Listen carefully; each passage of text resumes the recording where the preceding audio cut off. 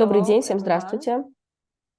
On behalf От of лица проекта Lacan Link Lacan Link Project, я бы I would хотела like to поприветствовать welcome всех our наших viewers зрителей и гостей. and our guests today.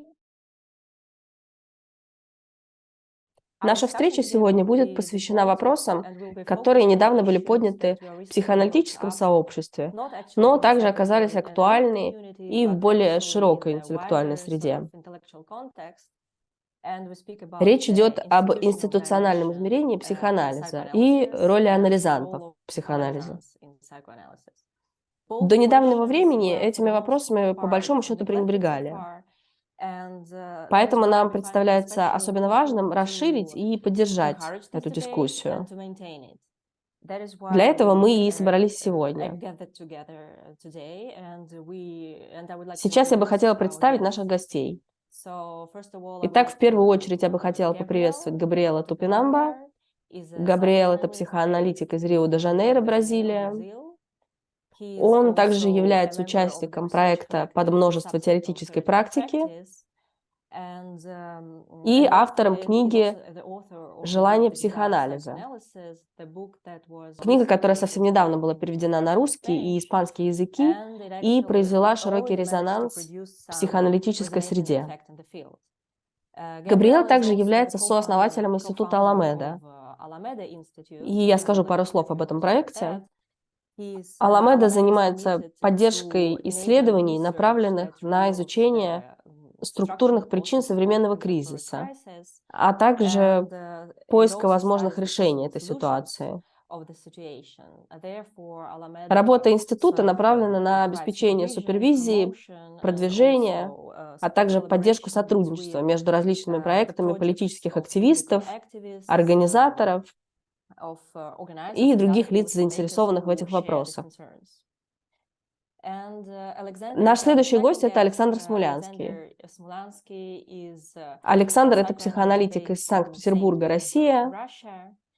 He is Он также also является an author автором of и the ведущим monthly семинара «Лакан seminar Ликбез». called Lacan Ligbez. He was running Этот this десятилетний seminar курс for лекций more than a стал decade, значимым и высоко and it востребованным actually культурным managed to событием establish с большим itself количеством последователей. as an important and sought-after event with numerous followers. Александр также является автором 4 книг, где он предлагает неортодоксальные и свежие решения по целому ряду психоаналитических и философских тем, которые, несмотря на свою важность, оказались отброшены и долгое время никак не освещались. Итак, это было несколько вступительных слов о наших гостях. Большое спасибо за то, что приняли наше приглашение и присоединились к нам сегодня. Нам показалось важным организовать подобную встречу, поскольку и Александру, и Габриэлу удалось нащупать наиболее чувствительные области в психоанализе, которые до этого тщательно и настойчиво избегались, в особенности самими психоаналитиками, как в теоретической, так и в практической работе. И под практической частью имеется в виду не только индивидуальная терапевтическая работа, которую аналитик ведет с анализантом у себя в кабинете, но и пространство, где аналитики собираются вместе. Речь идет, разумеется, об институциональном измерении. Довольно долго ситуация внутри психоаналитических институций и сообществ тщательно замалчивалась. Так что было не вполне очевидно, что здесь вообще существуют какие-то проблемы,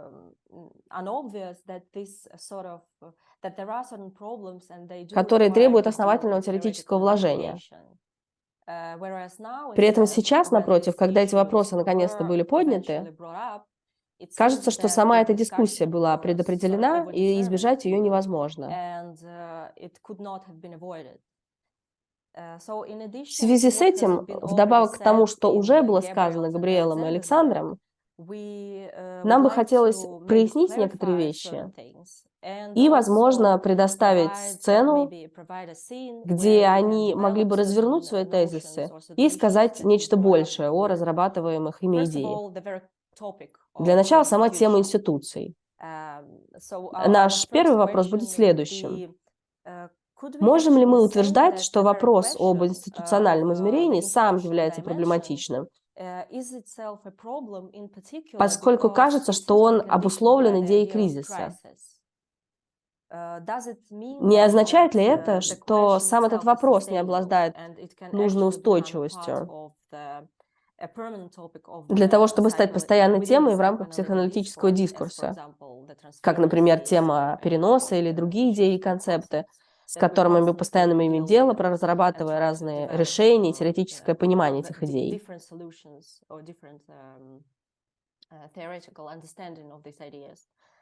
Или же актуальность этой темы, то есть тема институционального измерения, исчезнет вместе с кризисом, который ее вызвал к жизни. Я бы, наверное, хотела обратиться сначала к Александру, поскольку однажды он упомянул, что дефолтное состояние психоаналитического сообщества — это состояние кризиса. Если это так, то что мы могли бы сказать об устойчивости институционального вопроса как такового? Обсуждение обещает быть насыщенным и стало быть плотным в каждой из своих частей. Поэтому я сразу перейду к делу, очертив ряд позиций, которые, на мой взгляд, можно занять по отношению к вопросам, поставленным в книге Топинамбо. Я возьму на себя смелость определить то, что мне кажется главным затруднением, с которым сталкивается каждый, кто так или иначе обращается по канонским текстам. Сформулировать его можно следующим образом. Почему весь блеск текстов Лакана, вся широта его теоретической мысли не уберегают лакановские сообщества впечатляющего ослабления и упадка, которые мы можем наблюдать после смерти Лакана и вплоть до сегодняшнего дня? Эти редукции и упадок располагаются на двух метонимически связанных линиях. Во-первых, на линии ослабления интеллектуальной и теоретической силы постлакановских построений, и, во-вторых, в области неизменно сопутствующего этому ослаблению эффекта институционального перераспределения власти в лакановских сообществах. Я говорю именно о метонимии, поскольку существует соблазн рассматривать эти вещи в слишком прямой и потому тенденциозной связи. В опоре на такую связь кто-либо мог бы задать вопрос: разве мы не вправе связать институциональную коррупцию, сопровождающую перераспределение власти в сообществах, и утрату способности развивать теоретический компонент лакановского учения?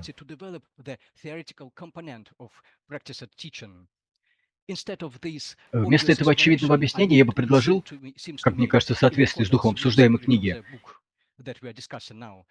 иную гипотезу, более парадоксальную, но зато позволяющую продвинуться несколько дальше.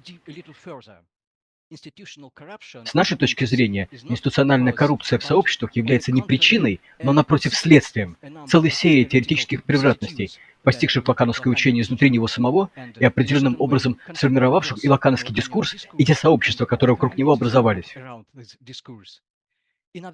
Иными словами, нечто в самом лакановском дискурсе и в том, каким образом он развивается в рамках сообществ, само по себе является причиной того, что в этих сообществах происходит.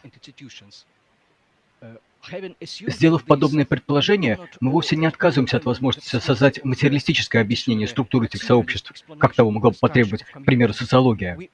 Мы лишь допускаем, что образцового материалистического описания не существует, поскольку возможность такого описания необходимо изобретать всякий раз заново, и для переизобретения возможности описать социальные последствия лакановского предприятия, несомненно, понадобятся особые усилия и средства. С одной стороны, определение самого лакановского дискурса как более чем материального источника того, что в лакановских сообществах происходит, вполне соответствует духу самого лакановского учения. Вместе с тем, само это учение мы ставим под вопрос. На мой взгляд, абсолютный успех книги Габриэла заключается в отказе разделять Лакана и лаканистов. Как это сегодня нередко делается, в смысле отделения предположительно никогда не ошибавшегося Лакана, который был прав во всем, от его блуждающих и заблуждающихся последователей в стенах лакановских школ. Напротив, я согласен с Габриэлом в том, что если дискурс постлакановских сообществ выглядит определенным образом, то, вероятно, это обязано тому, что так или иначе было заложено самим Лаканом в учение, которое он развивал. Или же, как он сам однажды выразился, описывая функционирование субъекта бессознательного, обязано чему-то такому, что вместе с намеренно заложенным совершило в это учение несанкционированный вход. Речь потому идет не о неспровержении или критике Лакана, но о возможности разместить ответственность за происходящее сегодня в лаканских сообществах на стороне того, каким образом Лакан мыслил. Именно так я вижу изложенную в книге задачу, и именно здесь располагается один из главных пунктов моего собственного исследования, в связи с чем желание психоанализа кажется более чем своевременной работой. Вы спросили о понятии кризиса. Психоаналитикам трудно отдавать себе отчет в том, до какой степени то, что они делают, вынуждено опираться на шаткие основания того, что мы вынужденно называем желанием Фрейда. Речь в данном случае не о недостатке научного обоснования психоанализа или бесцеремонно единоличном подходе во фрейдовском лице. Мы говорим о том, что именно это желание Фрейда выпустило в мир. И выпуск этот выражается не только в страстях, которые психоанализ разжигает, хотя их безудержность может поражать. Практикующие аналитики знают, что безумие, адресованное анализу, вполне реальная вещь. Но и в новом порядке, который анализ привносит. Мы знаем также, что этим порядком Фрейд до некоторой степени не справился уже при жизни. Прежде всего, он не смог вынести форму, которую анализ принимал на уровне сцепления аналитического знания и сообщества, которое этим знанием было сформировано. Это то, к чему сам Фрейд как будто бы оказался не готов. И в этом смысле нет сомнений, что речь шла о том, чего он как раз желал.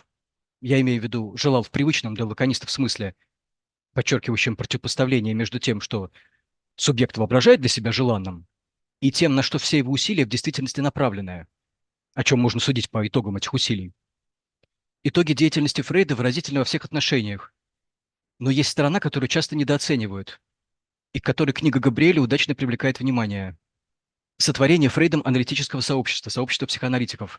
Сообщество, которое, как мы знаем, функционирует крайне проблематично. При том, что это происходит на фоне осуществления в этом сообществе дисциплины и практики, которая призвана, если не избавлять человечески говорящих существ от кризисов, то, во всяком случае, как будто должна вносить в их существование некоторую сдержанность. И в этом смысле можно выделить два типа кризисов, заложенных в психоанализ с самого начала его исторического существования. Мы также можем говорить об этом как о двух сторонах одного кризиса, о двустороннем кризисе. И одной из сторон является само состояние аналитических сообществ, в частности, производимые в них речи и высказывания, в которых невозможно отделить условно-профессиональную сторону от самого что ни на есть неформального злоязычия и сплетен. На одной из недавних встреч, посвященных фигурам Лакана и Биона, я предложил выделить и сделать объектом внимания реальный дискурс психоаналитика, отличив его от того чрезмерно идеализируемого сегодня образования, которое в изнанке психоанализа предлагает Лакан. Этот реальный дискурс аналитика может быть совершенно не похож на предписываемую идеальным дискурсом чистоту и тщательный подбор высказываний. Я бы даже сказал, что он представляет собой нечто противоположное. Тем не менее, нет сомнений, что речь идет именно о дискурсе. Мы можем его познать. Он действительно воплоти представлен в лакановских сообществах. В своей книге Габриэль приводит множество примеров этого дискурса. И это показалось мне наиболее в ней ценным и в то же время чрезвычайно забавным. Потому что я со своей стороны неоднократно выделял те же самые общие места, поддерживаемые теми, кто называет себя лаканистами. Бесконечное обсуждение одних и тех же вопросов, особого женского наслаждения, несимволизируемого реального, коварного психоза и его бесчисленных масок.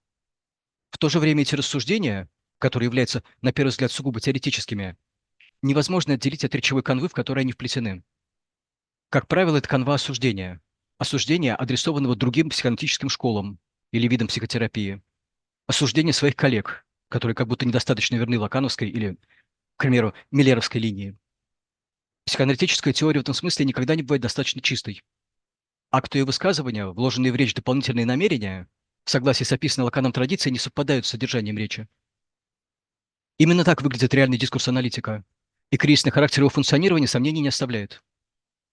Но есть и другая сторона этого кризиса, также восходящая к историческим началам психоанализа. Это продемонстрированная Фрейдом невозможность смириться, что психоаналитическое сообщество функционирует именно таким образом. Речь не идет об одном лишь субъективном отношении. Мы полагаем, что эта составляющая кризиса является наиболее проблематичной и мрачной. Для биографов не было секретом, что именно нетерпимость Фрейда к картине, которую он в своих коллегах и последствиях наблюдал, сделала положение вещей настолько усугубленным, как если бы предпринимаемое Фрейдом вмешательство в сообщество, объявляемым раз за разом протест по отношению к тому, как в нем идут дела, в итоге навсегда закрепили это положение дел. Это именно та неразличимость личного и теоретического, о которой Габриэль пишет в «Желании психоанализа». Неразличимость не ситуативная, не объясняющаяся теми или иными социально-психологическими причинами, но являющаяся структурной основой самого психоанализа, следствием того типа вмешательства, которое он как практика предполагает. Это чрезвычайно тесно резонирует со словами Джонса из «Жизни и творений» Зигмунда Фрейда. Джонс пишет: «Следует надеяться, что мои предварительные замечания подготовили читателя к тому, что разногласия, возникающие в психоанализе, разрешить труднее, чем в других областях науки». И Джонс не объясняет, почему дело обстоит именно так. Точнее, он дает объяснение как раз из области психологии. Джонс полагает, что сама интимность, предполагаемая психоанализом, та субъектная вовлеченность, которая является отличительной чертой этой профессии, вызывает своеобразные проявления в отношениях участников аналитического сообщества друг к другу, заставляет вести себя особым образом. Это очень популярное объяснение, с которым подозрительно охотно соглашаются сами психоаналитики. Последние постоянно утверждают, что именно субъектность психоанализа делает его особым инструментом воздействия. Интересно, что это объяснение нисколько не является психоаналитическим. Оно скорее относится к разряду гуманистических и экзистенциальных. Я имею в виду соответствующую философию и дух, которым она пронизана. И безусловной удачей и тем, что резонирует в книге Габриэла с моими собственными исследованиями, мне кажется, возможностью указать на трудности функционирования сообществ, как на требующие приложения специальной теории. То есть мы не находимся в области, где эти трудности можно было бы поверить стандартной психологии или социологии. Для того, чтобы их объяснять, может потребоваться некоторое пополнение, особый вклад. И нам связывают руки обстоятельства, которые, казалось бы, должно сделать для нас эту задачу выполнимой. А именно то, что средства для объяснения функционирования аналитических институций мы должны почерпнуть из самого анализа. Разумеется, не только из анализа как такового, именно для этого могут понадобиться дополнительные дисциплинарные вливания, к примеру, лингвистическое или математическое. Но то, что мы остаемся на территории анализа, по всей видимости, является основным препятствием. То есть как такое пополнение могло быть извлечено? Что из анализа может быть взято, чтобы сообщество могло себя помыслить? Отвечая на ваш вопрос, я полагаю, что говорить о кризисе нам приходится приблизительно в том же смысле, в котором Хайдеггер говорит о технике. То есть мы не знаем, какой смысл имеет это кризисное функционирование, является ли оно чем-то затрудняющим или непременно прерывающим аналитическое качество психоанализа, его психоаналитическую суть. Вполне возможно, что существует изнанка кризиса, которая также является кризисной. И при этом в этой изнанке для аналитического сообщества возникает возможность помыслить нечто в себе. На самом деле, похоже, что именно это было бы сегодня подлинным кризисом, потому что пока сообщество не осмысляет себя, оно может функционировать, во всяком случае, существовать беспечально. То есть кризисным является скорее отсутствие кризиса или кризис, который еще не наступил или не может наступить. Благодарю, я здесь остановлюсь. Большое спасибо, Александр. Thanks. Габриэл, возможно, вы хотели бы как-то прокомментировать сказанное? Да. Во-первых, я бы хотел поблагодарить вас, Евгения, Александра, Оксана, за то, что вы сделали возможным сегодняшнее обсуждение. Я это говорю потому, что мой ответ, как мне кажется, будет с этим связан. Не так давно я как раз обсуждал концептуализацию вопросов, связанных с институцией или организацией или статусом сообщества аналитиков, а также период кризиса и то, как эти вещи друг с другом соотносятся. И я пришел к тому, чтобы при рассмотрении этих вопросов выделить 3 уровня, которые необходимо учитывать, потому что они друг для друга являются чем-то определяющим. Первый из них, самый, как мне кажется, важный, но и самый тонкий, его, я думаю, можно было бы назвать политическим уровнем. Речь идет о том, что по той или иной причине постепенно усиливается сосредоточение, усиливается связь между людьми и группами, и дискуссиями, связанными с определенным недовольством в области психоанализа. И мне кажется, что о многом говорит уже тот факт, что мы это сегодня обсуждаем. Я даже размышлял над тем, почему места, где ведутся такие обсуждения, почему все это происходит в таких местах, которые не считаются каноническими местами аналитического дискурса, особенно дискурса лакановского. Хотя Бразилия — это страна, густонаселенная лаканистами. Те места, где подобного рода разговоры ведутся, это не какие-то большие школы, большие институции. Это не обязательно Юго-Восток, где расположены богатые города-гегемоны, вроде Рио и Сан-Пауло. Нет, эти темы обсуждаются и в других местах. И мне кажется, что это открывает для наших вопросов довольно интересную перспективу, которая, как я сказал, имеет отношение к политическим сосредоточениям дебатов, имеющих специфическую форму. Речь не идет о конце психоанализа, о преодолении Лакана, о какой-то тотальной критике психоанализа. Речь идет о том месте, которое в психоанализе может занять новизна. О том, каким образом повседневный опыт аналитиков может быть размещен в теоретическом описании. О том, как мы можем обойтись с тем, что Александр назвал реальным дискурсом психоаналитиков. Так вот, почему же все это обсуждается именно в этих местах? Почему в этих странах? Почему среди этих людей? И мне кажется, что, по крайней мере, у нас, я не знаю, согласитесь ли вы со мной, но мне кажется интересным, что и у России, и у Бразилии есть своя особая история, связанная не просто, скажем так, с критикой неудачи левого проекта, но с особым отношением к неудачам, которые проистекают из самих успехов левого движения. Вот такая разновидность проблемы. Вы добились успеха, но именно поэтому не справились с последствиями. Мы с чем-то не совладали. Что-то пошло не так. В хорошей идее что-то оказалось разрушено. Это не то же самое, как если бы мы просто сказали, что идея была плохая, и поэтому ее следовало отбросить. И, как мне кажется, это движение, если угодно, является способом признать релевантность, значимость того, чтобы продумать свою практику и стремиться к тому, чтобы двигаться дальше, стремиться развивать, стремиться размышлять, стремиться к тому, чтобы признать реальность этой практики, не сбившись при этом с пути и не поддавшись тем иллюзиям, которые может породить частичный успех. Почему я начал с этого измерения? Потому что я думаю, что без этого, без растущих групп, растущих обсуждений, неважно, что они малочисленны, неважно, что они почти незаметны в публичном поле, но без всего этого будет трудно публично признать то, что мы назвали кризисом в психоанализе. Ведь нельзя иметь дело с коллективными проблемами в одиночку. И это подводит нас ко второму уровню историческому. Александр поднял вопрос исторического ослабления, исторического упадка психоаналитической мысли, лакановской мысли после смерти Лакана.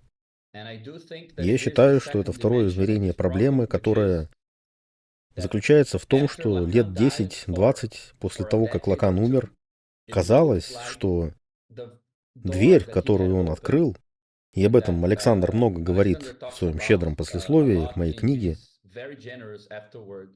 которую я надеюсь опубликовать на португальском языке в ближайшее время.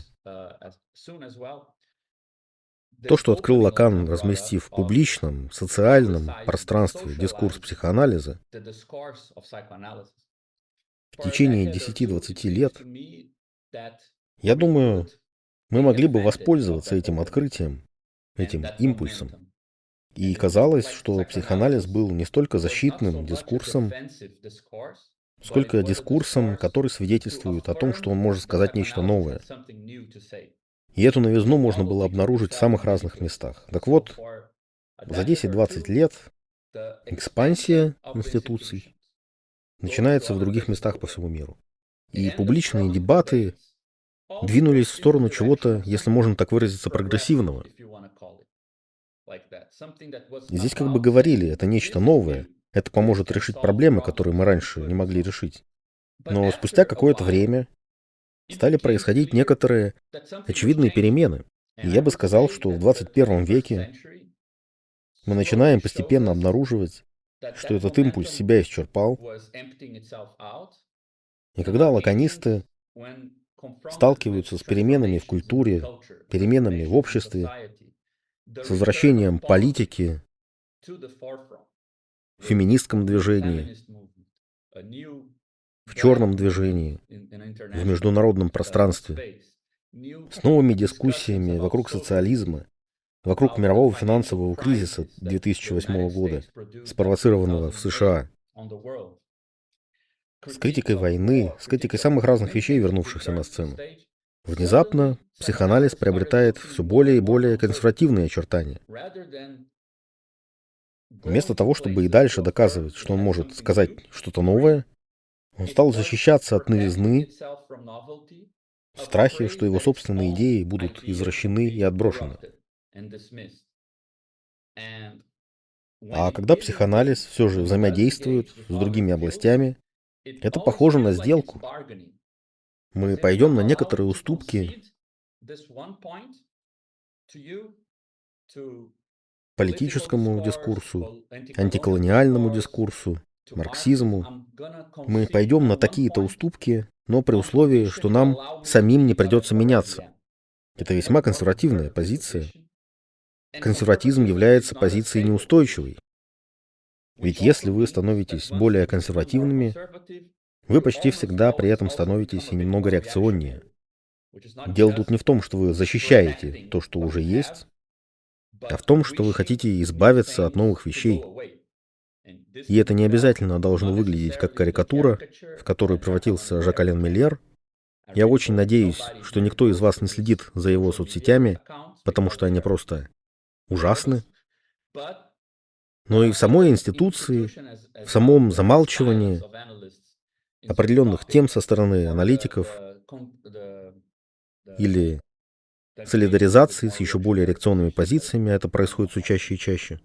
Речь не обязательно о политической реакционности, но о реакционности в более широком смысле, негативной реакции на появление новых вещей, которые не обязательно должны быть понятными, которые, скорее всего, еще не достигли своей зрелости. Ведь все новое обычно выглядит незрелым, еще только развивающимся, и это вызывает нетерпеливость. Так это второй уровень. Именно поэтому я считаю, что изменения лакановского импульса в 21 веке и лежат в основе этого движения, настоящего политического обсуждения, политического в смысле коллективных обсуждений среди людей, которые по-разному принимают участие в одном и том же поле. Неважно, анализанты это, аналитики или интеллектуалы, неважно. Эти вещи взаимосвязаны. Так вот, для меня обсуждение институций, той формы, которую приняло лакановское поле, обсуждение практик, реального дискурса, я считаю, что все это следствие политической интерпретации исторического момента. Итак, это подводит меня ко второму пункту, который связан с вещами, о которых я тоже начал недавно размышлять. В книге я начинаю с критического, можно сказать, попутного указания на некоторую цикличность в лакановском психоанализе. Идея состоит в том, что каждые 20 или 18 лет мы можем наблюдать период критики в адрес лакановских сообществ, который сопровождается изгнанием тех, кто их тем или иным образом критикует.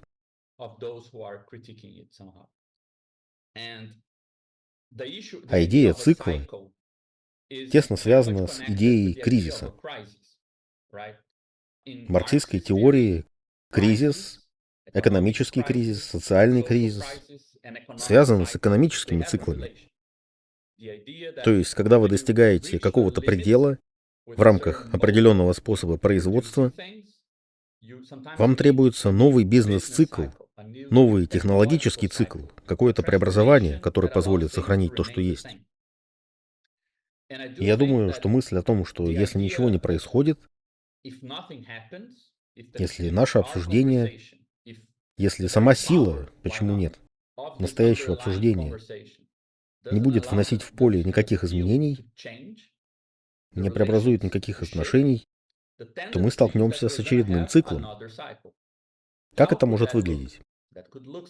Это могло бы выглядеть так, что институции начинают вяло интересоваться всеми этими вопросами, пригласят Александра, к примеру, выступить с докладом, чтобы отдать ему должное, а затем скажут: «Отлично, мы вас выслушали, можете идти».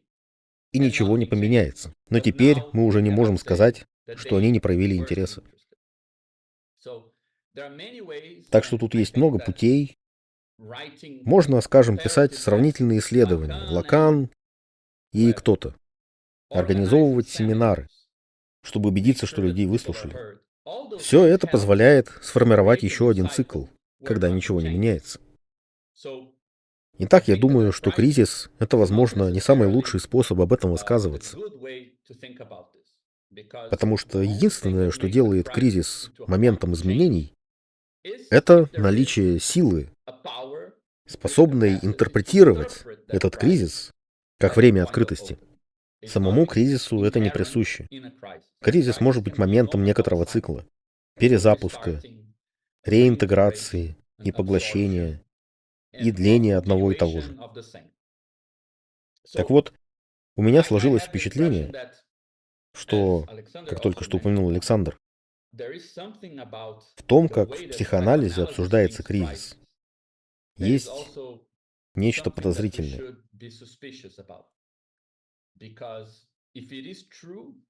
Ведь если психоанализ действительно вступил в социальное поле, то момент дезориентации и открытости чему-то новому связан не с чем-то сущностным или внутренне присущим нашей практике, или присущим Фрейду, или присущим идеям. Все, что является историческим, относительно. То есть, если вы живете в позднюю викторианскую эпоху и говорите то, что говорил Фрейд, что говорили его ученики и коллеги, то это будет чем-то очень дезориентирующим. Просто задумайтесь о том, что хотя лаканисты с большим недоверием относятся к идее суггестии в клинике, тому, чтобы давать интерпретации в опоре на содержание или смысл, сам Фрейд делал такое постоянно. Фрейд мог сказать своему пациенту: «У вас проблемы с ногой, потому что вы боитесь сделать следующий шаг в своей жизни». Если какой-нибудь лаконист сказал бы нечто подобное сегодня, он испытал бы такое чувство вины, как если бы он предал желание. Но такие вещи относительны в плане контекста той ситуации, того общества, где высказывание, нацеленное на смысл, может сработать как бессмыслица. Поэтому только в том контексте такие высказывания были неожиданными, дезориентирующими и изобретательными. Не имеет значения, что вырванные из контекста они похожи на суггестию, на связанную с контрпереносом суггестию, которая стремится наполнить смыслом реальное. Все это вторично. Если мы анализируем вещи с исторической точки зрения, нужно учитывать не только вмешательство, но и то место, в котором оно происходит. Так вот, если мы станем считать, что психоанализ находится в перманентном кризисе, что он постоянно вносит дезориентацию, то нам будет трудно задаться вопросом о месте, о том историческом месте, где он производит вмешательство. И мне кажется, Александр в своей работе показывает, что лаконисты никогда не принимают в расчет одно важное обстоятельство, которое состоит в том, что распространение психоанализа, как дискурса, изменяет исторически обусловленное место вмешательств. И поэтому сегодня, например, ставка на бессмыслицу может быть как раз наполнена смыслом. Вести себя, подражая аналитикам из Франции, с анализантами, которые любят все французское, это как раз то, чего от вас ждут в первую очередь. Поэтому стоит с подозрением относиться к тому, что мы, как аналитики, доверяем идее, согласно которой мы или хорошо уживаемся с кризисом, с легкостью его переносим, или постоянно своими действиями его производим. Потому что иногда это еще один способ скрывать наличие цикла, поддерживать, длить то, что не работает или работает плохо. И что еще хуже, даже если в рамках клинической практики нередко продуктивным оказывается кризис смыслов, кризис поведения, кризис понимания, Действительно ли психоаналитики имеют право заимствовать личностный кризис у своих пациентов, чтобы утверждать, что у них в области все отлично, что она хорошо справляется с кризисом, или что кризис — это ее повседневное пространство? Я не думаю, что психоанализ находится в кризисе в каком-то глубинном смысле, даже наоборот. Я считаю, что еще никогда с момента своего изобретения он не был так хорошо адаптирован к окружающему миру. Сегодня он очень-очень хорошо устоялся относительно. Итак, это мой второй пункт. Мой третий пункт состоит в том, что я таким образом не считаю, что проблема сообщества,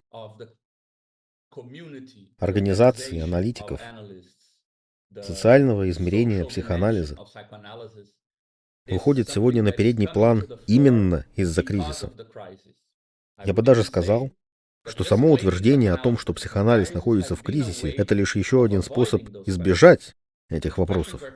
Вопросы эти выходят на первый план именно потому, что обсуждения, подобные нашему, это не просто разговоры о кризисе, наоборот. Наши обсуждения по поводу собраний, на которых проясняются непонятные вещи и которые открывают путь для еще более широких обсуждений, на вовлечение еще большего количества людей. Именно такие вещи, как мне кажется, и выводят все эти идеи на поверхность. Дело не в том, что их не было, а в том, что для социальных эффектов нужна социальная форма. Недостаточно размышлять об этих вещах поодиночке. И в этом состоит мой последний пункт. Если мы выдвигаем эти идеи на передний план, проводим подобные обсуждения, находится ли наша речь внутри или снаружи? Идет ли речь о понятиях, которые приходят к нам из политики, в смысле политической организации, коллективной организации, социальных связей и так далее? Или же мы пытаемся найти новые аналитические понятия, которые будут различным образом встроены в метапсихологию, в теорию дискурсов, в лакановскую теорию? Мне кажется, есть хорошие примеры в других областях. В научных сообществах. Там есть научное понятие сообщества, поскольку эксперименты необходимо воспроизводить, а условия для повторения экспериментов являются частью того, что определяет научный эксперимент. Поэтому идеи вроде предельной ошибки выборки. Зачем нужно добавлять в научную статью предельную ошибку выборки? Затем, что это указывает другим ученым на средства измерения, которые они могли бы использовать. Это научное понятие, предельная ошибка выборки. Нужна ли ученым научная теория того, как люди организуются в целом?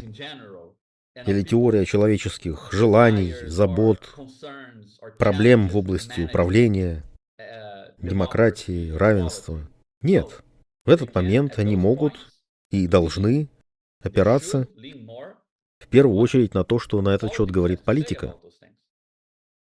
Например, такой великий ученый, как физик Ли Смолин, публикует книгу о том, почему одни теории финансируются лучше других. Эта книга не является научной, но в ней рассматриваются вопросы обхождения с наукой. Поэтому я бы сказал, что такое разграничение полезно для психоанализа. Нам определенно необходимо понять, что среди наших собственных понятий тоже должно быть нечто вроде предельной ошибки выборки. Некоторые параметры, которые были бы связаны с аналитическим сообществом и устанавливали соотношение между желанием или стремлением к новизне и приверженностью клиническому опыту других. Это задача на будущее. Мне не кажется, что нам ее удалось решить. Но нам также нужно смириться с тем, что нам есть чему поучиться у других областей, где непосредственно изучают формы существования институций, формы существования организаций, трудности, с которыми они сталкиваются, иллюзии, которые они питают. И нам следует обратиться к ним не для того, чтобы произвести исключительно политические эффекты, но чтобы узнать, как можно было бы улучшить аналитические эффекты. Как можно устранить те или иные затруднения на пути дальнейшего развития. И в завершении последнее замечание. В своей книге я все время пользуюсь понятием «институция». Я не до конца доволен этим словом, потому что его, как мне кажется, легко спутать с формальным объединением людей, как когда мы говорим «исследовательский институт». Это не то, на чем я хотел сосредоточиться. Поэтому такие выражения, как институция, сообщество, организация, в моем тексте используются довольно расплывчато. Но есть в институции как понятие и нечто хорошее. Я думаю, лучше всего сравнить институцию с конституцией. Когда какой-то народ создает конституцию, он создает нечто такое, что в его же силах и упразднить. Если народ создает законы, как правило, сами эти законы содержат в себе возможность их поменять. А значит, у вас в вашей стране могут быть и другие конституции. Но если вы посмотрите, например, на институт денег, на институт полиции, институт школ, упразднить полицию оказывается гораздо сложнее, чем поменять конституцию. Потому что, когда вы создаете какой-то институт, вы создаете то, что в дальнейшем не сможете контролировать.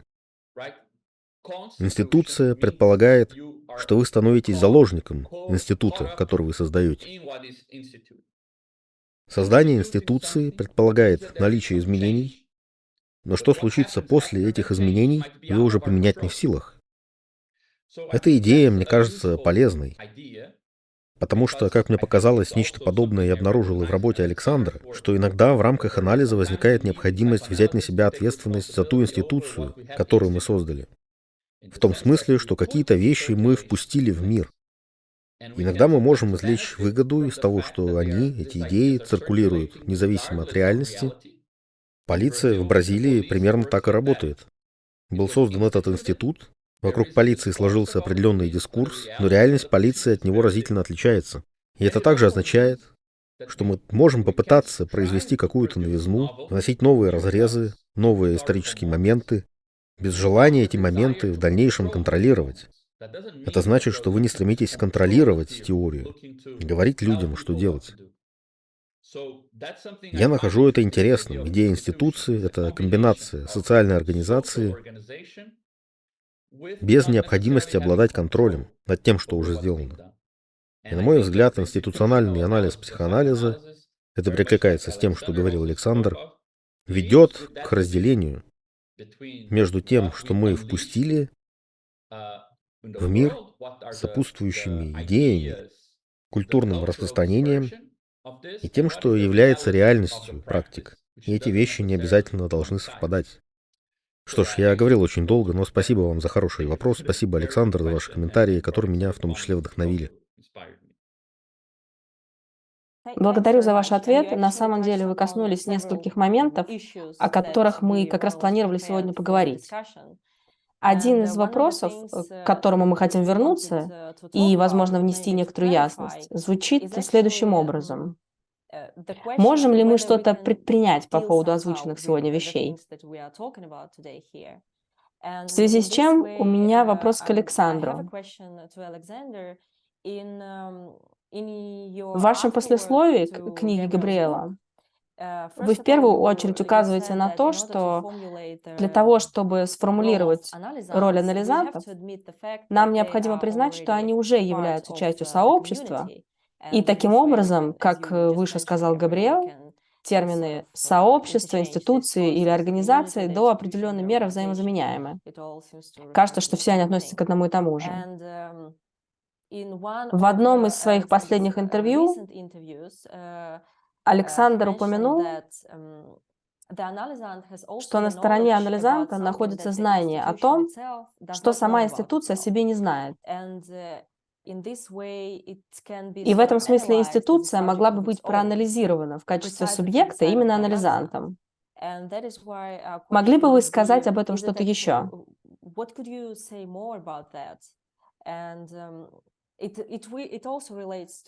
Сказанное также коррелирует с тем, как Габриэл представляет этот вопрос в свете работы с идеей анализа организаций, проделываемой в рамках проекта под множество теоретической практики.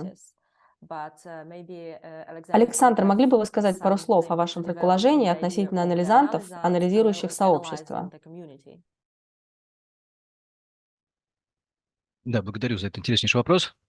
На самом деле, в послесловии, адресованной книге Габриэла, я затронул вопрос, который вылился в особую концептуальную постановку. Это вопрос доступа. И здесь можно прокомментировать то, что выше Габриэл говорил о консервативности, присущей аналитическим сообществам, консервативности, которая, с одной стороны, подрывает их и в то же время может все более углубляться. И я полагаю, что психоаналитические сообщества, равно как и сам психоанализ, хотя его нередко в консерватизме упрекают, консервативен не сам по себе. То есть речь не об изначальном или некотором вписанном в него политическом предпочтении.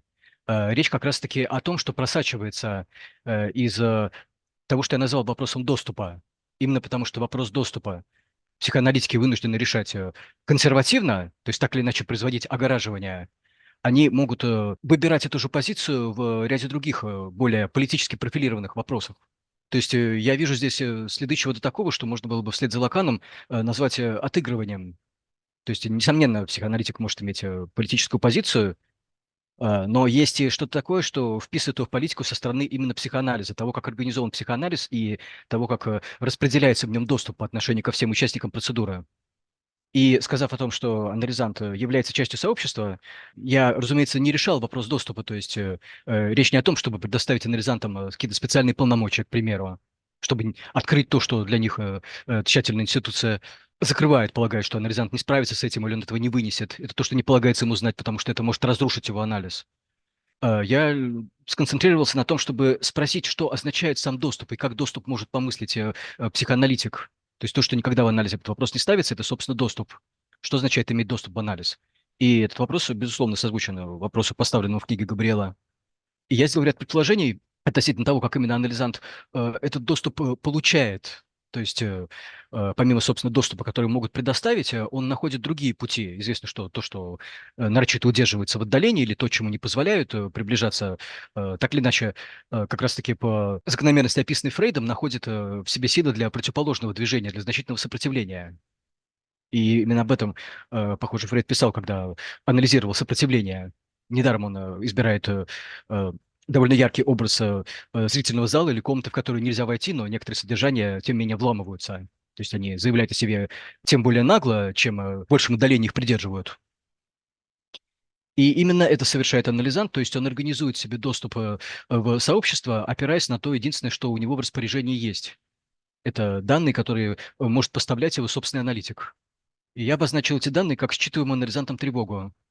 На самом деле, мое предисловие было несколько больше, потому что оно является одной из глав книги, которую в настоящий момент готовлю. И издательство попросило его сократить ввиду того, что объемы его действительно могли стать чем-то неприличным. И поэтому, к сожалению, свет не увидела некоторая часть моего текста, в которой я подробно с использованием в том числе клинических примеров разбираю, как именно анализанты организуют свой доступ и как они обращаются с данными тревоги аналитика. То есть, что именно они прочитывают из того, что аналитик предпринимает попытки отправлять в качестве своего клинического идеала «я». Идеал «я» может быть подорван или ослаблен в сообществе, и данные этой подорванности анализант также воспринимает. Более того, я полагаю, именно это позволяет ему иметь отношение с аналитиком и анализироваться в принципе. Это ни в коем случае не должно быть смешано с другой популярной идеей, согласно которой от аналитика требуется определенная человечность. То есть анализ для анализанта делается возможным по причине того, что он видит в аналитике что-то субъективное, что-то присущее ему лично, некую персональность.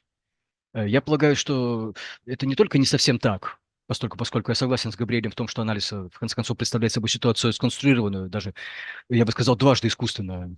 Но, тем не менее, можно согласиться с тем, что анализант в анализе действительно удерживает то, что он от аналитика получает, и является это не чем-то аналитика очеловечивающим или персонифицирующим. Речь именно о институциональной тревоге, о его институциональной позиции, о том месте, которое в сообществе он может занимать. И я также настаиваю на том, что именно к этому может быть направлено любопытство анализанта. Несомненно, анализанты нередко интересуются личной жизнью аналитика. Может быть, их может волновать вопрос о том, свободно ли матримониальное место рядом с ним. В любом случае, то, что интересует анализанта в значительно большей степени, даже если он этого не показывает, и даже если он об этом не подозревает вовсе, это именно та особая субъектность, которая представляет собой институционализированная аналитика, аналитик школы или любого иного сообщества, потому что очевидно, что эти сообщества могут быть не только сугубо официальными. Там, где есть несколько психоаналитиков, и возникает тот специфический реальный дискурс аналитика, о котором я сказал в первой части нашей беседы, там же возникает особым образом чутко настроенное ухо анализанта. То есть выводы, которые делает анализант, являются чрезвычайно далеко идущими, и неудивительно, что если они находят в себе смелость их озвучить, например, на сессии, это пробуждает в аналитике нечто совершенно особенное. И я полагаю, что это не сводится исключительно к тому, что в традиционном понимании анализа называется переносом. То есть речь не только об установлении особого отношения между анализирующим и анализируемым субъектом. Если перенос имеет место, и здесь я также согласен с Гавриэлом, то совершается он на всю институцию в целом. Это перенос, который совершают сами аналитики на собственное сообщество. Именно поэтому анализ оказывается столь проблематичным местом, и это один из вариантов ответа на вопрос о том, почему психоаналитическое сообщество – это столь горячее, всегда разогретое место. Здесь никогда не избывает парадоксальным образом то, что в анализе как будто должно быть избыто, то есть, собственно, перенос. Именно в этом я вижу проблему становления аналитиком, то есть проблема именно дидактического анализанта, анализанта, который готовится вступить на поприще анализа, заключается в том, что в нем нечто никогда не будет проанализировано. И это и есть, собственно, его отношение с обществом. И в этом плане, хотя считается, что дидактический анализ должен быть анализом более пристальным, хотя на самом деле многократно говорилось о том, что разницы между ними быть не должно, но я выделяю особую разницу. Она связана с тем, что как раз дидактический анализант имеет меньше шансов быть проанализированным, потому что нечто то, что в нем образовано сообществом, никогда проанализировано не будет. Из позиции этой непроанализированности аналитики вынуждены функционировать, и это составляет особую трудность, и до некоторой степени объясняет не вполне приятную или свежую атмосферу в аналитических сообществах. Благодарю. Спасибо, Александр. На На самом деле мы хотели бы коснуться темы переноса более подробно и в связи с этим адресовать вопрос Габриэлу. Безусловно, измерение институциональности и сообщества немедленно отсылает к измерению политического, то есть к тем способам, какими мы организуемся, собираемся вместе, как мы принимаем общие решения или сталкиваемся с разногласиями, или сталкиваемся с необходимостью поиска каких-то общих ответов на вопросы. Именно сопряжение психоанализа и политики стало отправным пунктом анализа, который Габриэл развивает в своей книге. Он обнаруживает, как при определенных обстоятельствах накладывание друг на друга этих двух областей может привести к целой серии злоупотреблений, неразличимых изнутри самих этих областей. И в частности, Габриэл говорит о возможности использования механизма переноса для того, чтобы продумать альтернативные решения для политических организаций. Могли бы вы прояснить этот вопрос? Да, я бы также хотел прокомментировать то, что сказал Александр, потому что я немало почерпнул из его послесловия, и то, что он озвучил сейчас, мне также кажется немаловажным. Я имею в виду уточнение, которое я считаю очень важным, когда мы пытаемся провести аккуратное различие между политикой аналитиков, политикой психоанализа, в смысле перемен и дискуссий вокруг психоанализа, и политикой в более широком смысле политических позиций. Я не думаю, что мы сейчас говорим о последнем. Но одну вещь я почерпнул из его текста, которая, мне кажется, весьма важной. Если мы можем воспользоваться старым, вернее, классическим термином диалектика, чтобы описать, как иногда оппозиция может отражаться в каждом своем термине, то интересно, в каком смысле, я не уверен, согласится ли с этим Александр, но у меня сложилось впечатление, что в книге я пытался сосредоточиться на одной стороне вопроса о том, что характерно для аналитического сообщества. Так вот, если существует связь между сообществом и общностью, то я попытался поднять вопрос о том, что общего есть у аналитиков и анализантов с точки зрения аналитического процесса, становления аналитиком. Именно поэтому в центре внимания оказалась новизна, а с этой точки зрения, как я сказал, возможное наименование для сообществ, покуда они пытаются вызвать к жизни нечто новое. Это институция. В этой связи появились вопросы о том, как можно обнаружить место этих общностей, этой новизны, касающейся каждого, кто находится внутри аналитического процесса, который, как принято считать, крайне асимметричен, и в рамках которого в центр ставится исключительно то, что является новым для анализанта. Так как же нам, с учетом вопроса о наличии чего-то общего, обнаружить также и то, что является новым для аналитиков? Но, как я и сказал, существует диалектический момент, который состоит в том, что мы можем выбрать противоположный путь. То есть мы можем, мне кажется, именно этим в своей интересной манере занимается Александр. Дело не в том, чтобы обязательно разыскивать нечто общее в связи с новизной, но в том, чтобы посмотреть на аналитическое сообщество с точки зрения уже существующих общностей между аналитиками и анализантами. И в таком случае это не столько вопрос подготовки аналитиков, пасса и, как следствие, переосмысления переноса, переосмысления конца анализа. Речь идет об отношениях, о взаимоотношениях, которые уже имеют место, и существование которых мы порой отрицаем. Поэтому весьма плодотворно, по-моему, подходить к этой проблеме, буквально, как сказал Александр, что в каком-то смысле, с которым мы можем продумать то, что подвергалось отрицанию в аналитических сообществах, это чаще всего точка зрения анализантов.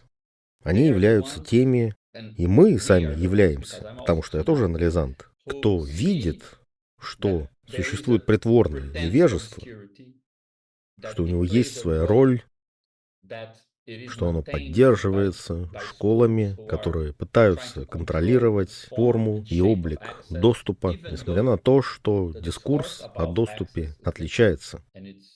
И он эту практику не репрезентирует и не символизирует. Я думаю, что такой подход к этому вопросу весьма важен, потому что совсем другое дело утверждать, что анализанты исключены и знают об исключении, но совсем другое дело то, о чем говорит Александр, что анализанты всегда найдут путь. Другими словами, есть нечто реальное в этой общности, потому что она всегда возвращается. Если вы пытаетесь ее скрыть, люди это увидят. Если вы пытаетесь устраниться как личность из аналитического сеттинга, люди увидят это самоустранение. Его не получится отрицать незаметно. Итак, вот с какой ситуацией мы имеем дело. Это не просто о демократии или о том, чтобы внести больше эгалитарности. Простого решения не существует. Затруднение находится там, где мы видим, что то, как сегодня структурирована практика, то, как сегодня структурировано аналитические сообщества, указывает на устойчивое слепое пятно, что они должны взломать доступ, но это само по себе также является формой доступа, когда они учат людей, как себя вести, как говорить, и учат тому, что именно следует говорить в частных беседах, в барах, когда люди на самом деле говорят то, что думают о психоанализе и так далее. Поэтому мне кажется, что это исследование выдержано в том же самом духе, что и мое собственное, но только с точки зрения диалектического измерения общих вещей. Общие вещи — это и зона отношений, и зона новых вещей. И мне кажется, я слишком сильно акцентирую тему новизны, которую нельзя осмыслить саму по себе без обращения к теме отношения. И я говорю об этом еще и потому, что это связано с темой переноса, поскольку не следует начинать с вопроса о том, какого типа отношения психоанализ готов признавать существующими. И в смысле тех понятий об отношениях, которые у нас уже есть. А речь, как правило, идет либо о воображаемых, либо о символических отношениях. Ведь мы даже реальные определяем как то самое место, где мы сталкиваемся с нехваткой отношений.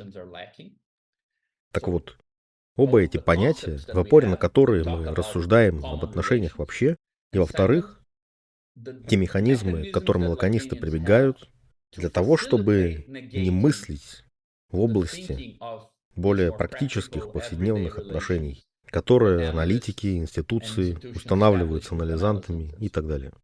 Я думаю, что когда мы с такой точки зрения рассматриваем эту тему, а это на самом деле довольно долгая история, существуют весьма забавные тексты о том, как аналитики должны...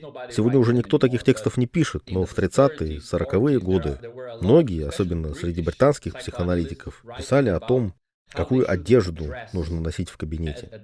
Нужно ли всегда одеваться одинаково? Стоит ли убрать личные фотографии из своих кабинетов? Это все интересные вещи, потому что популяризация психоанализа. То есть это было актуальной проблемой уже в Вене, потому что если вы посмотрите на размеры сообщества заинтересованного в психоанализе, это был настолько узкий круг лиц, что все друг друга знали. Так вот, странной является уже сама идея, что вы и в самом деле способны сохранить всю обособленность, всю загадочность аналитика, изолированность аналитического сообщества от остального мира. Удивительно, что об этом вообще кто-то мог подумать. Как можно было сохранить этот флер загадочности среди элиты, культурной венской элиты, где все знали Фрейда, знали его учеников, были в курсе слухов об их жизни. Фрейд вмешивался в жизни людей, подталкивал к браку друзей, их дочерей, все в таком духе. Франция в этом смысле ничем не отличалась. Люди также ходили на семинары Лакана, будучи его анализантами, тоже много всего знали и так далее.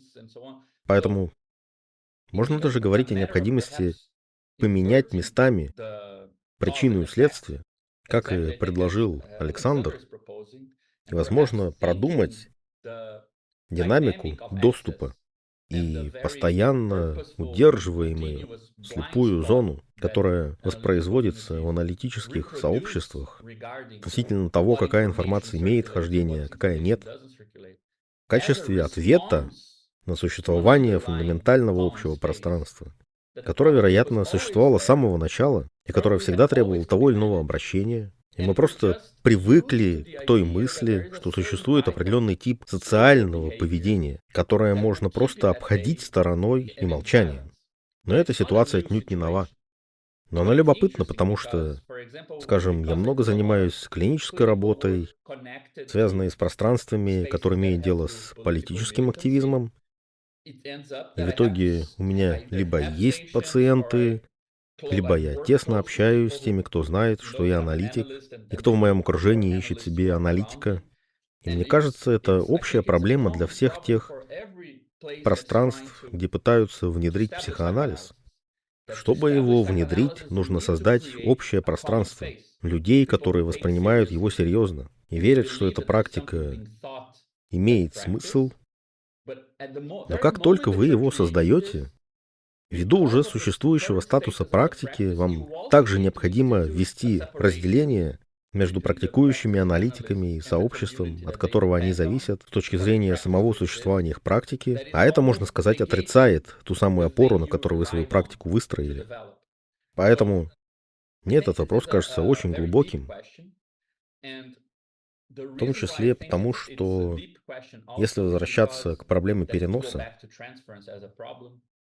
я вижу в Бразилии, не помню, был ли у нас до этого повод поговорить об этом, но в Бразилии есть особенная специфика, демонстрирующая, до какой степени вопрос общего пространства сказывается на клиническом пространстве. Не только в смысле имеющей хождение информации, но и на уровне действенности, переноса и интерпретации.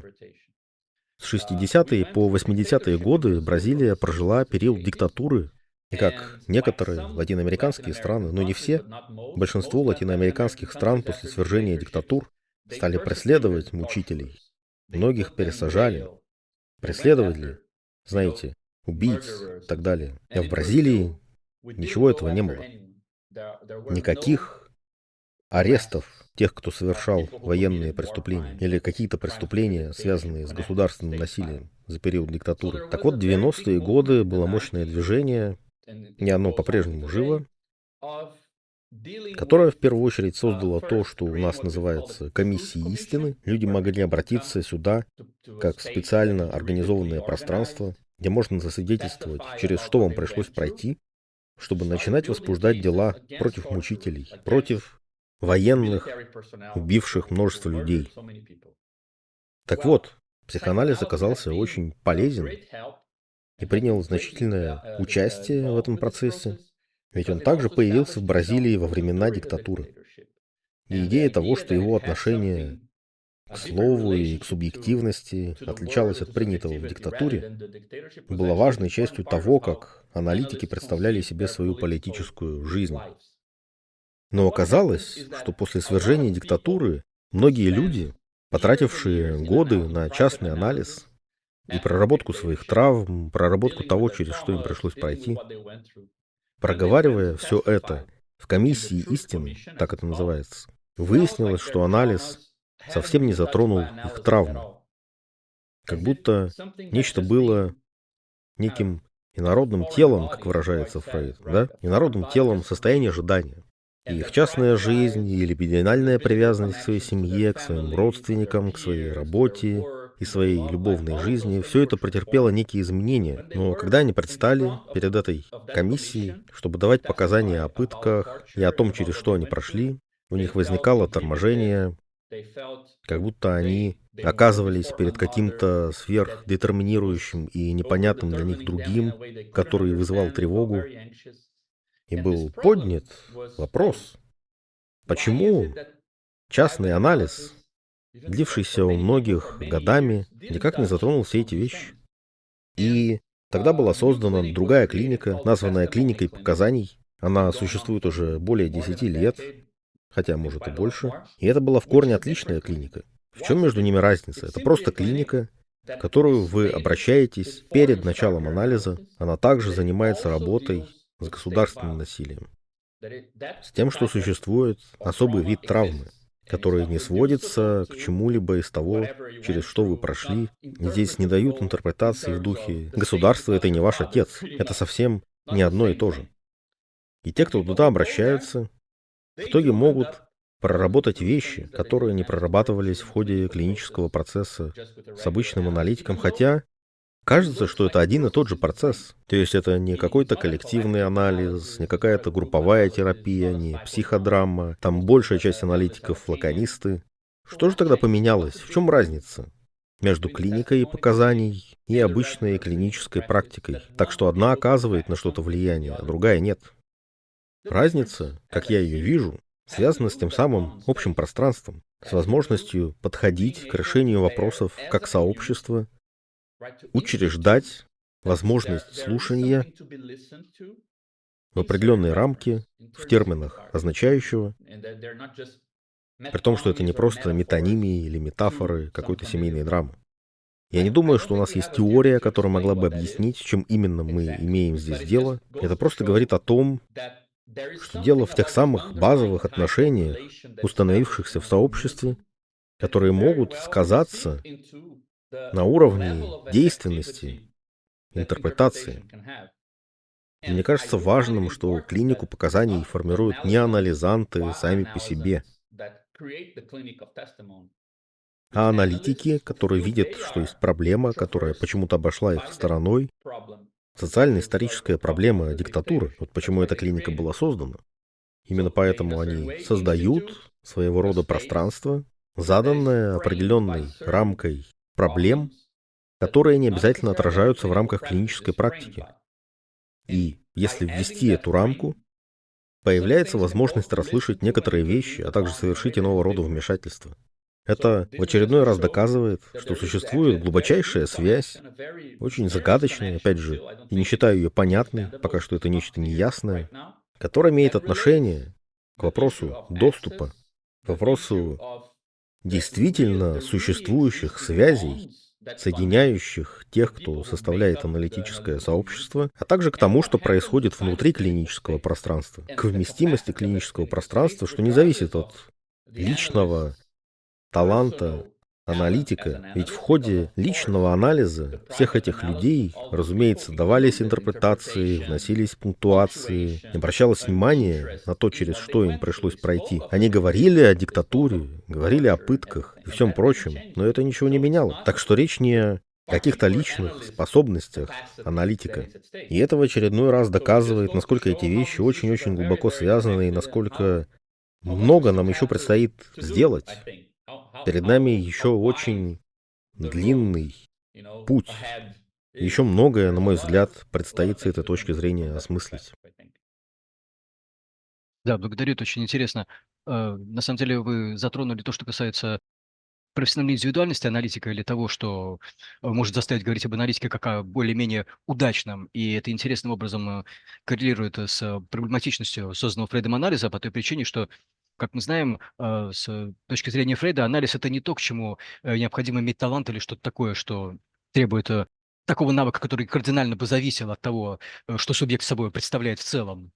Анализ, напротив, заключается в чем-то таком, что работает до тех пор, пока у субъекта хватает способности не вмешаться в этот процесс. Именно поэтому эта аналитика, эта мысль Фрейда была особо подхвачена в сообществах, она сыграла сообществом на руку по той причине, что здесь возникла возможность воспроизводства аналитиков, в отличие от воспроизводства ученых, к примеру, или тех, кто имеет отношение к искусству или спорту, возможно именно по той причине, что здесь существует определенная, в том числе институциональная рамка, позволяющая воспроизводить психоаналитика на практически любом человеческом материале, при условии, что им соблюдаются определенные правила, и он придерживается технического направления, которое в сообществах может пониматься различным образом, но, как правило, есть консенсус, который новые лица достаточно быстро улавливают.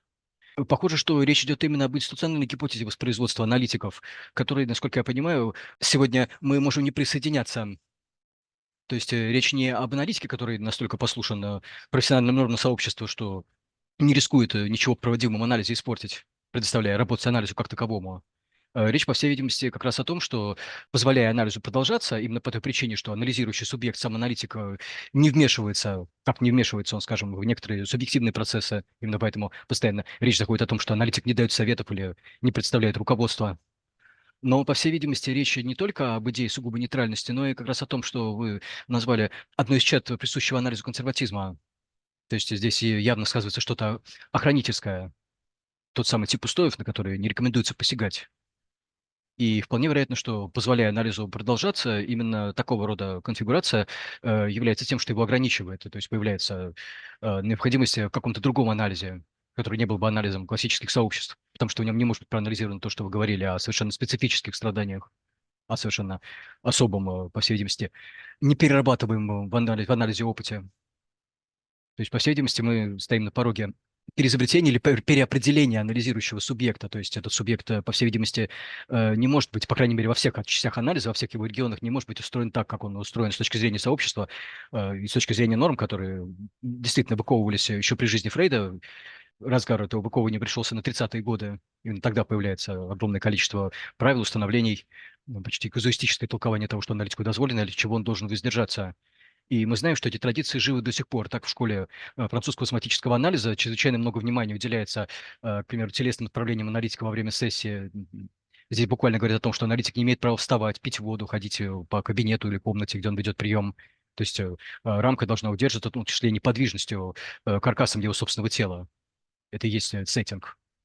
Но, по всей видимости, когда вопрос ставится именно так, когда возникает казуистика разнообразных сложных запретов, то упускается из виду то, что вы как раз и разбираете под именем политического. То есть это определенный способ не ставить вопрос о политическом или не ставить вопрос о том, что в анализ не попадает или, на самом деле, присутствуя в нем, не регистрируется. Потому что политика – это и есть, опять же, вопрос доступа и доступности, в том числе знания, как в том смысле, в котором этот термин употребляет Лакан, так и, возможно, в смысле определенной гласности или огласки того, что может стать предметом обсуждения. Пусть даже это произойдет на уровне акта высказывания, а не содержания употребленных означающих. Поэтому я с удовольствием выражаю согласие с большинством из того, что вы сказали. Да, еще поблагодарить всех участников дискуссии, в том числе за предоставленную возможность высказаться. Да, благодарю вас, Александр. Боюсь, наше время уже подходит к концу. Габриэль, возможно, у вас есть небольшой завершающий комментарий? Что ж, как я и сказал в самом начале, мне кажется, у меня была возможность указать и на другие случаи, когда мы могли бы собраться и поговорить. Я безмерно счастлив, что книга собрала всех нас вместе, но я также понимаю, что книга — это всего лишь повод, потому что мы, очевидно, могли бы собраться и раньше, потому что существует более широкое, как мне кажется, движение в самых разных местах. Существуют довольно интересные случаи подобных разговоров, которые, наверное, друг от друга отличаются, но тем не менее удивительно то, что они свидетельствуют о существовании общих проблем в самых разных контекстах. Я надеюсь, что для нас это тоже возможность эти разные места объединить, потому что мой опыт мне подсказывает, что если люди, заинтересованные в психоанализе, потому ли что они проходят анализ или потому что сами являются аналитиками, но они не так тесно связаны с интеллектуальной стороной публикаций или написания книг или чего-то подобного, то они чувствуют себя крайне изолированными, как если бы таким обсуждением суждено быть предметом личных встреч с друзьями в интимных группах или что-то вроде того, как если бы аналитический истеблишмент был к таким вещам совершенно невосприимчив. И это, как мне кажется, таит в себе некоторую опасность. И стоит вам достичь какого-то уровня публичных дебатов, как вы обнаруживаете, что подобное происходит во многих местах, и что таких разговоров ведется достаточно много. По-моему, главная задача сейчас — создавать подобного рода обсуждения на том уровне, где располагаются наиболее заинтересованные стороны. И не обязательно делать это в формате написания книг или их обсуждения и так далее, но скорее в формате вот таких разговоров, значимых для самой аналитической практики. Мне кажется, не так часто упоминается, насколько аналитическое сообщество и аналитические связи, связи между аналитиками ответственны за снижение тревоги в рамках клинической практики. И поэтому, на мой взгляд, существует корреляция между связью с другими людьми или обсуждениями тех же проблем и проведением экспериментов в рамках вашей собственной клинической практики на основании ваших гипотез. Так что, помимо очень важной и очень щедрой рецепции, которую благодаря вам получила моя книга, я также надеюсь на то, что после завершения нашего разговора мы продолжим работать вместе, обсуждать все эти вопросы и пытаться снизить общий уровень тревоги,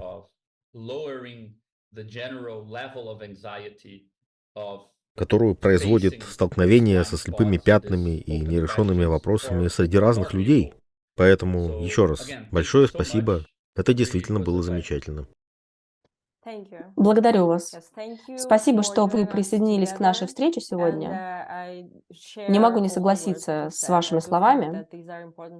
Я действительно считаю, что это очень важные вопросы, которые необходимо поднимать и обсуждать публично.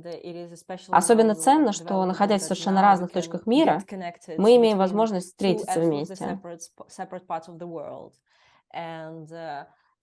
Еще раз благодарю вас за участие.